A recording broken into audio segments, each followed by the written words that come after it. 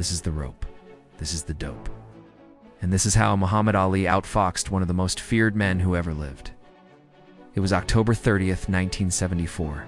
The Zaire Rumble in the jungle had come down to this.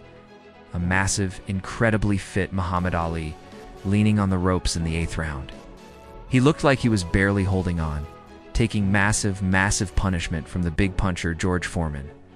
One commentator said it was the most courageous performance that he'd ever seen. Another commentator said it was the most disgraceful performance that he'd ever seen. What were they talking about? What was going on here? How could this be both heroic and disgraceful at the same time? It turns out that what we're re-looking at is one of the most brilliant game plans in the history of boxing, if not all of sports. Ali knew that he couldn't beat Foreman at his own game. So instead of trying to box or trying to grapple, Ali leaned on the ropes and let the big puncher hit him.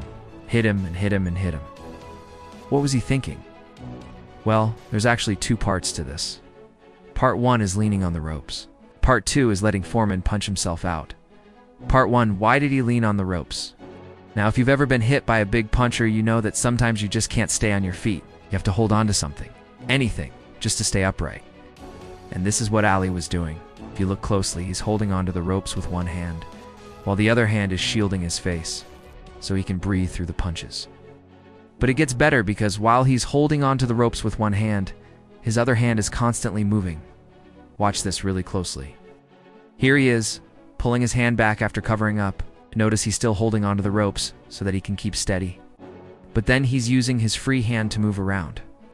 And these little twitches and movements are important because they allow him to stay just outside of punching range of George Foreman. Because if you watch closely, just as he moves his hand back, Foreman throws a big overhand right. That's the most dangerous punch that he had. And if Ali wasn't just slightly out of range, if he wasn't holding onto the ropes and keeping his head just out of the way, that punch would have connected. Given the power of that punch, that would have been a knockout. Now, commentators at the time didn't understand the strategy. They thought that Ali was taking terrible punishment for no reason. But later, Muhammad Ali explained what he was doing. He said it's the closest thing to a knockout without getting knocked out. This is why he leaned on the ropes, wanted to absorb the worst that Foreman had to offer. And the only way that he could do that was to take those massive punches and stay just out of range of the big right hand. But there was another reason that Ali leaned on the ropes. There was a second part to his strategy. Not only was he trying to survive the storm, he was trying to weather the storm so that he could come out the other side and counterattack. Now, if you've ever boxed, you know that sometimes you get tired and you start to slow down and you get a little careless with your punches. And if you're facing a skilled opponent, what happens is that they'll punish you every single time that you get tired. Now, Ali wasn't going to try and box with Foreman. He knew that that wouldn't work. So instead, he planned to weather the storm and then punish Foreman when he got tired. But how do you punish a guy who never gets tired? Because if you look at this, Foreman must have thrown over 1,000 punches that night, but he never seemed to get tired. But the problem is that while all of those punches might have connected, they weren't all meaningful punches. And this is the second part of the strategy. If you watch this really closely, there's actually two different types of punches that Foreman throws. There's the body punches, and there's the big overhand right. These body punches don't do a lot of damage. They're not knockouts. They just kind of annoy you, and they make you tired. Now, the big right hand is a knockout punch. It has the power to end the fight at any time. The problem is, it takes a lot of energy to throw that punch. And this is what we're looking at right here. When Foreman throws that big right hand, Ali manages to slip away just enough that the punch doesn't connect. But now notice what happens to Foreman after he misses that punch. He starts to shake his arm because throwing that punch took so much energy. And this is exactly what Ali was hoping for. Ali was hoping that he would absorb all of the body punches, all of the little jabs and crosses that just annoy you and make you tired. And then he would weather the storm and then wait for Foreman to get tired. Now, when Foreman started shaking his arm, Ali knew that the time had come.